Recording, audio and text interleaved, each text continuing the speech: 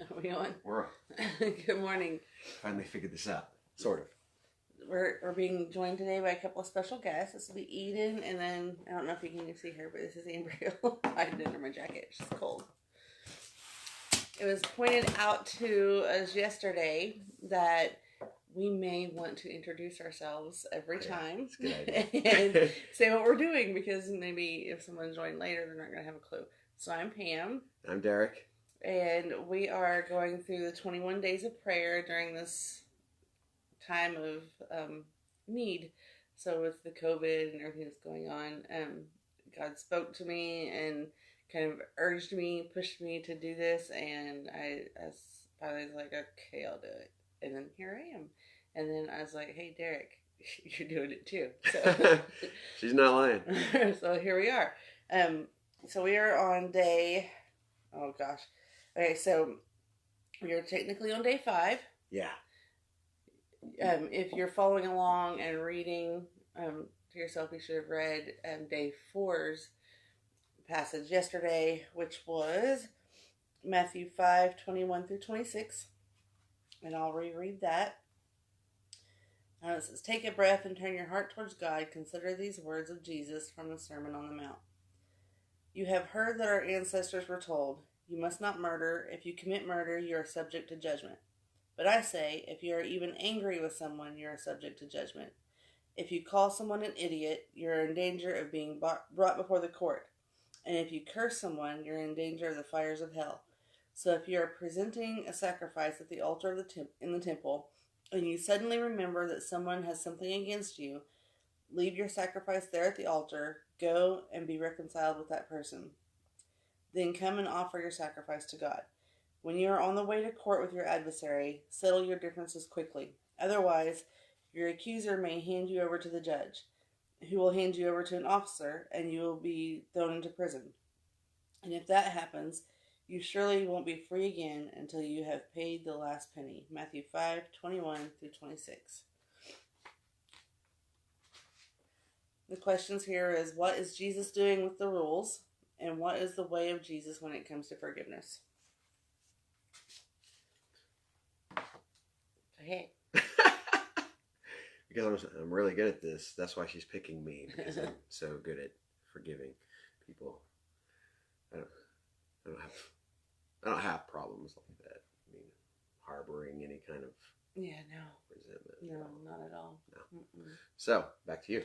No, you read a little bit this morning in the King James Version.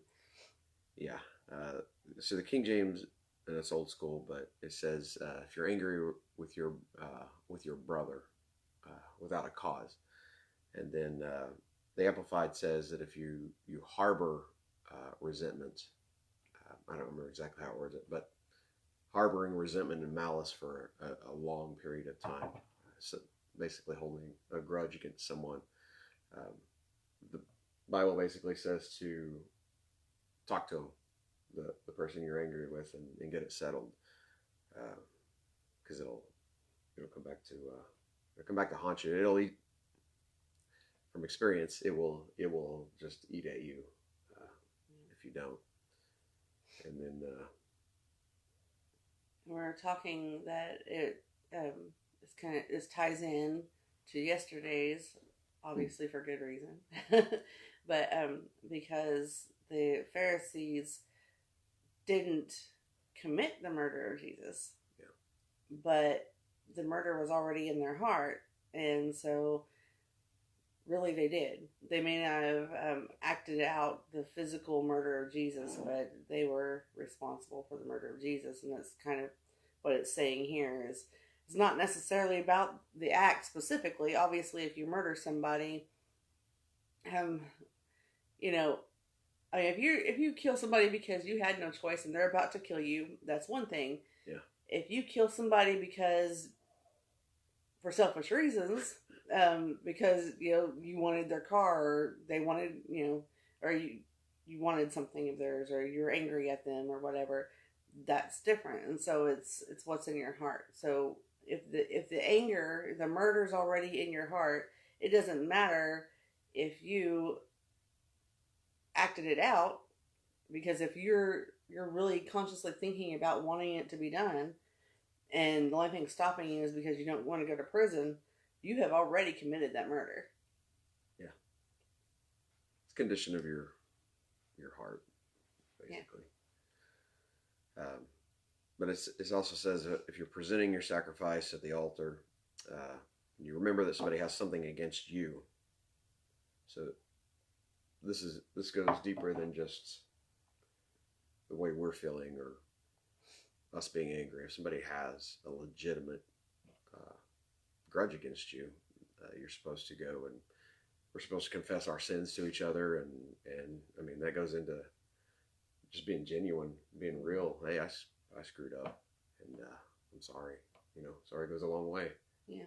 Yeah. And I have to admit, I mean, this is one of those that it's kind of like I have to step back and say, okay, God, I may not completely understand what you're saying here, but I'm going to have to trust you, because I know that there are people throughout my life. I did not live the best life growing up. I mean, I did a lot of really bad things, and so there are people that I would have to seek out some of these people that I was around then, and that's not something I want to do. Yeah. To ask for their forgiveness, or tell them what I've done, or tell them I'm sorry for what I did, or and that's not something I want to do. So I have to step back and say, okay, God, what do you want me to do here? And I know Derek and I had a discussion. It's been a long time ago, about things that I had done, and like they don't even know I did it. Yeah. What am I supposed to do? And I don't know if you remember this conversation, but you said, well, what is in your heart? Why are you asking for forgiveness? Why are you going to confess this to them? And is it going to do them more harm than good to know that this happened? Right. And so I just kind of, I went back and I prayed to God, and I had prayed several times because it really ate me inside to know the things that I had done. I'm telling you, I didn't live a great life.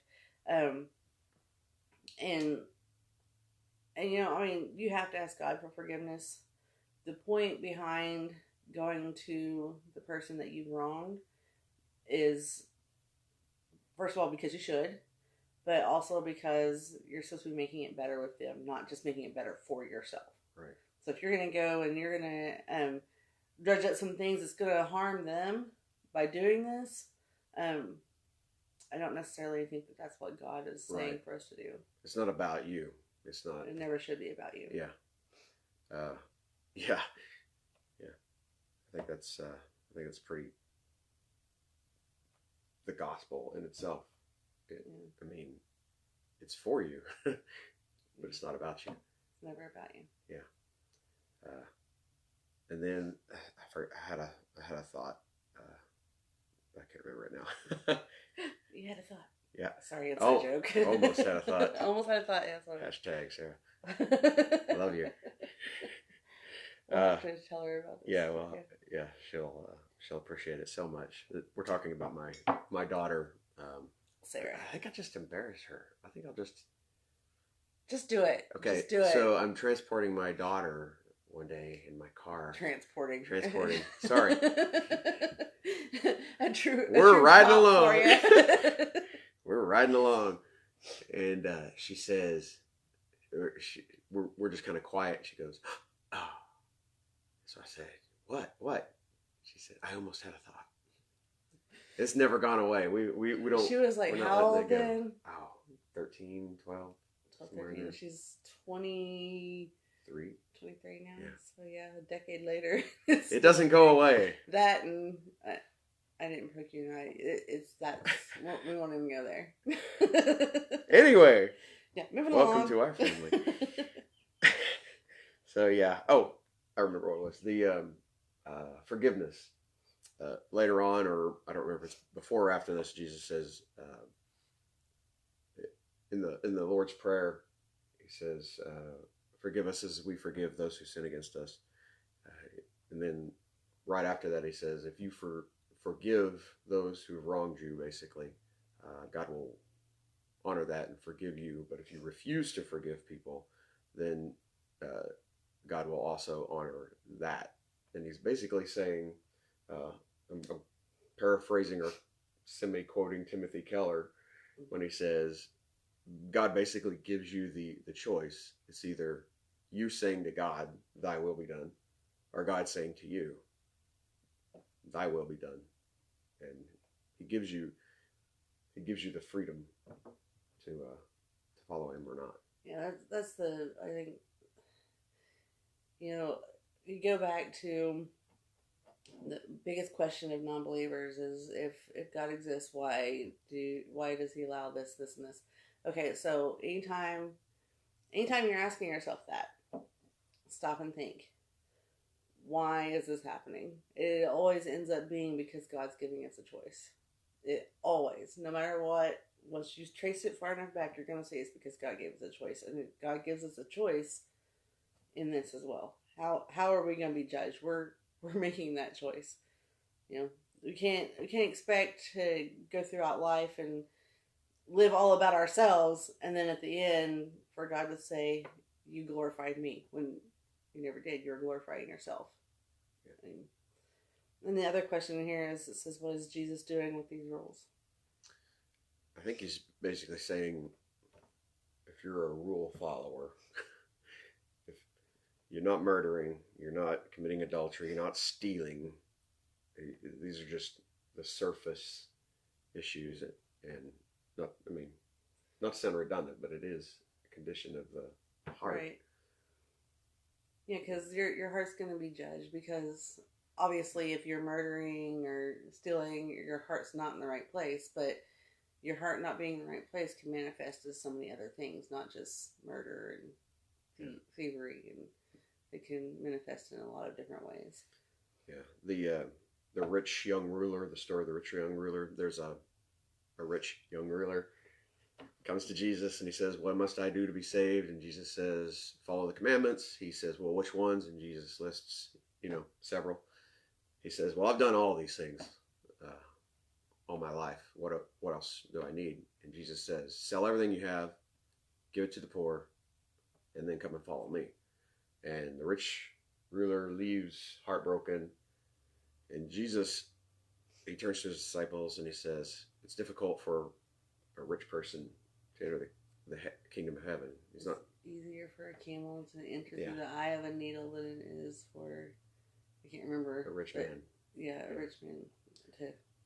So what Jesus is not saying is that it's wrong to have wealth, or that the rich can't go to heaven. He's saying, if you put your trust in anything other than me, that is. Yeah, because if you think about that, where did he put his riches on that? Because he came to Jesus. Jesus didn't go to him. He came to Jesus and said, "What do I need to do to follow you? What do I need to do?" That's what he wanted. It's something he desired. Jesus said, "Follow all these commandments." Well, let me ask you, first of all, how often can you say, "I follow all the commandments"? So, how hard is it to follow all the commandments? And Jesus didn't call him a liar. Yeah. So, more than likely, this man really was following all these commandments, right? So that is hard. But when Jesus said, "Where's your heart? Give all of your money to the poor and follow me," he asked him to do something, which was give all your money to the poor. And the thing is, had he done that, he would have had all the riches of the heart that he could have ever had. Because when you're looking for power and you're looking for money and all that, really all you're looking for is to be safe and happy. Yeah. And had he done all that, that's exactly where he would have been, more than he could have ever imagined. Yeah, and I think it's interesting that having all that wealth and all that power, he still came to Jesus and said, I'm missing something." Yeah, because he was searching. Yeah. And he knew where it was. And so obviously that shows what his wealth meant to him. Yeah. Yeah. I don't know if we went off subject or not, but That's okay. We like we said before. So the 21 days of prayer it's great. It's amazing, and I believe God directed me to this, and but it's not about specifically going word by word here. It's about this being a guideline. So if you're studying this and it brings you to something completely different, good. because God's directing you to do that. Yeah. And it's not, again, it's never about you. So God's probably working on something that you need to be doing. Yeah. Yeah? Yeah. Yeah. All right. All right. So tomorrow's, well, this evening, if you choose to read through this stuff and study on your own, we'll be going over, day 5, which is Matthew 5:27-30. And again, it says, take a breath, turn your heart toward God, consider the words of Jesus from the Sermon on the Mount. You have heard the commandments that say, you must not commit adultery. But I say anyone who even looks at a woman with lust has already committed adultery with her in his heart. So if your eye, even your good eye, causes you to lust, gouge it out and throw it away. It is better for you to lose one part of your body than for your whole body to be thrown into hell. And if your hand, even your stronger hand, causes you to sin, cut it off and throw it away. It is better for you to lose one part of your body than for your whole body to be thrown into hell. Matthew 5:27-30. Yeah. The questions are, is Jesus suggesting self-mutilation, or is he using hyperbole, I love that word, hyperbole, to teach a healthy posture towards sin? Yeah. Just tune in tomorrow and bring your knives. Right, yeah. We're going to, as a matter of fact, we're just all going to join on Facebook. And no, guys, don't do it. Yeah. Don't Coffee, not Kool-Aid. All right. Yeah, right. That's funny. Okay, so again, let these words of Jesus lead you into a few moments of prayer. Write out your prayer. Father in heaven, hallowed be thy name. Lord, lead me away from temptation today. Deliver me from taking good and evil into my own hands. Ooh, that's good. Yeah. Okay, so we are going to pray it out. I'm going to let Derek pray it out today. I'm hurting a little bit, so I might sound a little strained if I do. So we'll have Derek pray it out tomorrow. We'll join you again sometime, hopefully in the morning is the plan. We had talked about this. We're thinking about setting up a Facebook page so that we can have all these sermons in line. We'll be working on that. So when we do that, you'll be able to invite other people, and that way they don't necessarily have to have us on their friends list to see it. And then we'll just go from there. So if you want an invite to the Facebook group, once we do get it set up, please comment below that you want an invitation. All right. Yeah. All right. God, thank you once again for the opportunity to be here to do this, just for the privilege. Could be anyone, could be anything that you've asked us to do, God, but this is the one. So thank you for this honor. God, open the word to our hearts. Change our posture towards you, God, and pray that this will go past just this day and just this audience, God, that it would be shared with others that would benefit from it, that it would be to that would meet their needs at the time, God. Pray these things in Jesus' name. Amen.